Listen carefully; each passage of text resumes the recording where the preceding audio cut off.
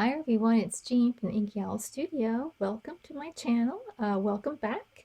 If you're following along with this cloth book journal that I am assembling, last time I finished the cover page, and that's what it is. I'll link the part one to this book down below as well.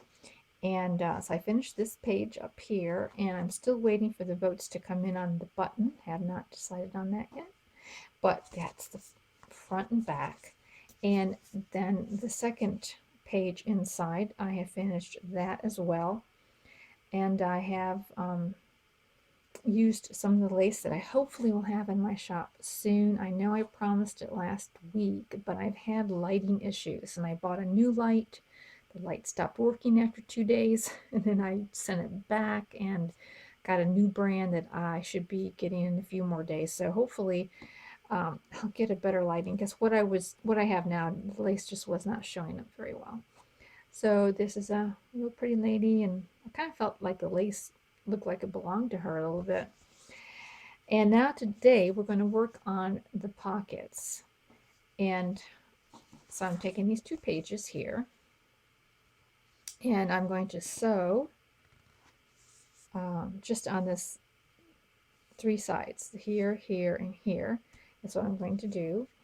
And I'll be back and we'll finish the pockets up. Alrighty, I sewed around the edge, these 3 edges here, and I also put in some ties before I sewed them up, so that, you know, this will be the way I'm going to close the cloth book.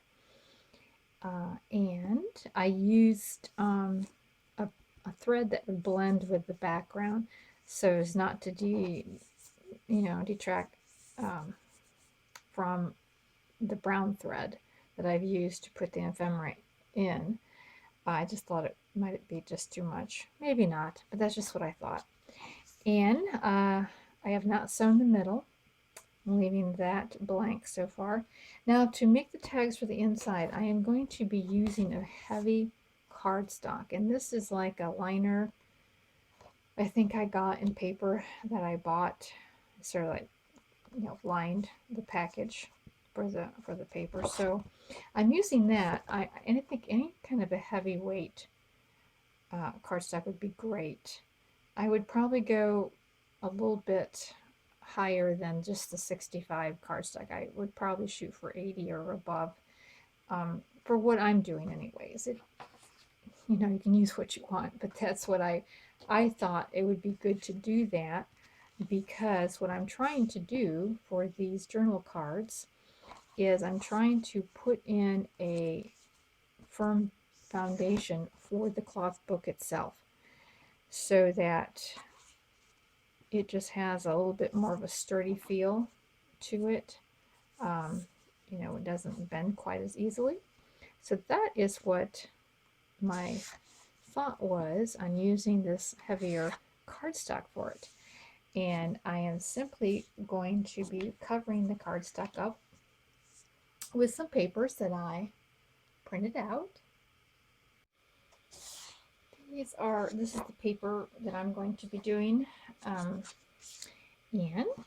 just simply going to put the glue on the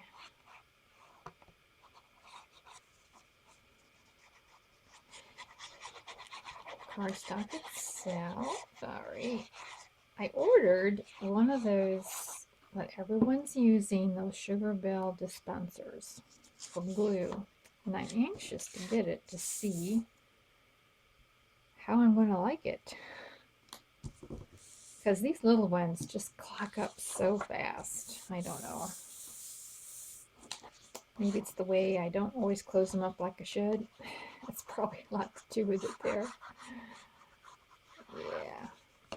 So I am just going to glue these 2 things on here, and then I will spare you the cutting out of them. But for the back part, then I'm putting on some tea stain paper, and that will be the writing part of it. And so I'm putting it on the same way and just simply glue it on, and I will cut out one page here just to show you what I'm doing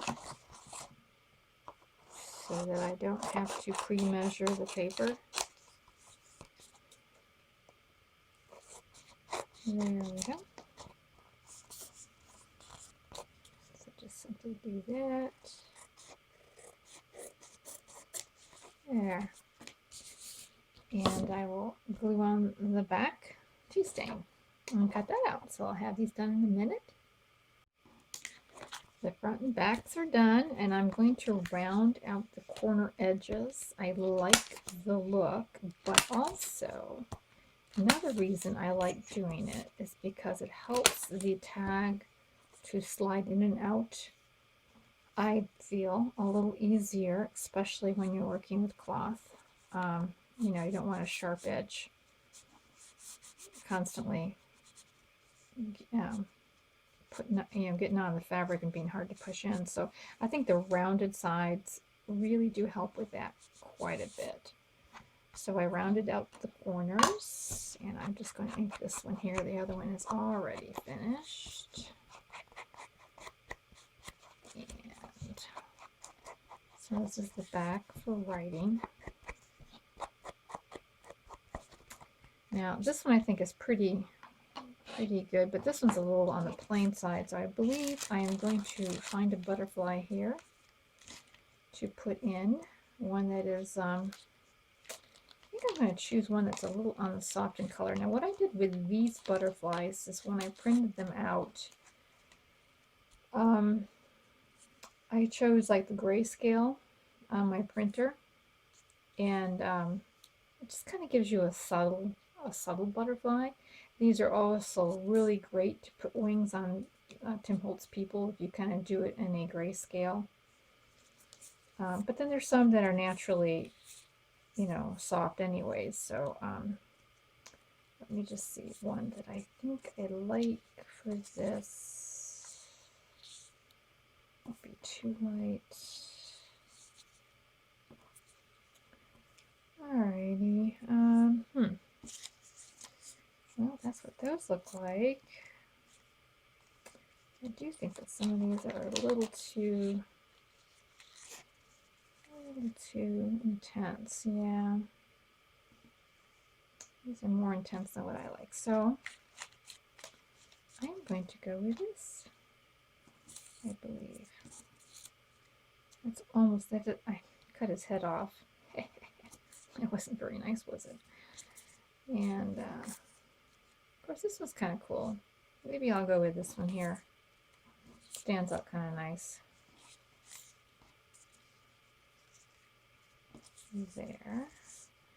And I got these words. I really like this sheet of words. I got these from Queen of Mirth, and I'm going to put a link down below. Some of them I cut out on the small side. They come larger, but I think this is the regular size, and I reduced some of them. But I just really like these words. They're just a nice variety of words, and they're all positive. And I just have found so many uses for these. So I really like these a lot, and I think for this one, I might choose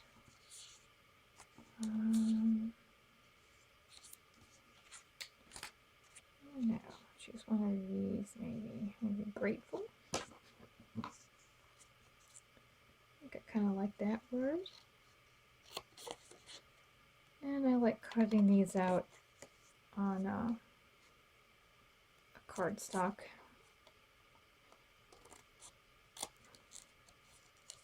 I think they make them a little easier to work with. Oh, isn't too even now, is it? Should I use my bigger scissors, I guess. And these are really good for charms. You put a little hole. Some of them have a little space there. You can put a little hole, and it's really cute for a little charm. So I think I'm just going to put that in there as a little bit of wording. Oh, I like this one. Yeah, I think the other one was a little too dark. Yeah, I kind of like this one here. So I will go with this butterfly to put in here. Although part of his head's missing, but it's not quite as bad as the other one. Oh, now I'm now all I can see is he has no tail and no head. Okay, it's okay. It's all right. I think that'll do it.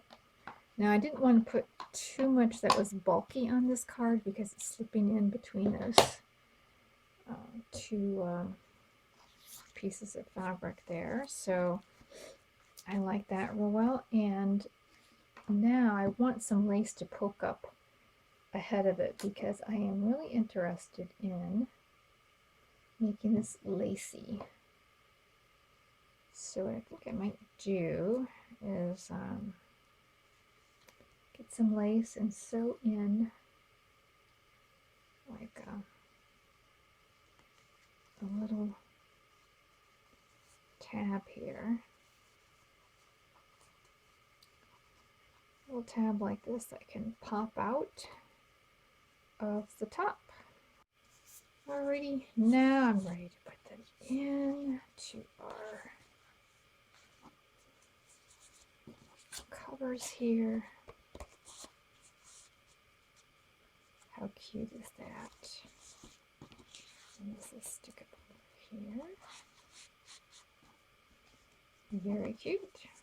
So not only do we have like a good lining for our covers, we've got little cute journaling cards on the inside. Here I also left a pocket, and I will probably be putting a tag in there eventually. But now the next pages, as I build this up, will be single.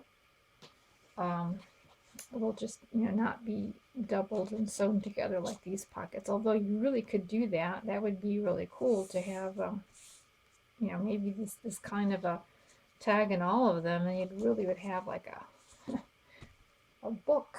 But I'm just going to make them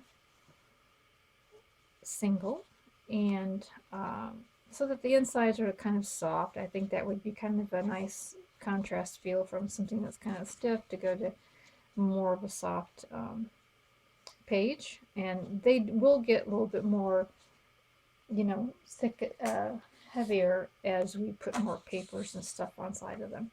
So the next time we come together, I want to do some hand stitching because I'd like to include that in here too. So I think that's what I'll be doing the next time. So thanks a lot for watching, and I hope you have a great day. Fall is here, and it's starting to cool off here in Florida, and it's so exciting. So enjoy your day and get out there and enjoy nature for a while. Talk to you later. Bye.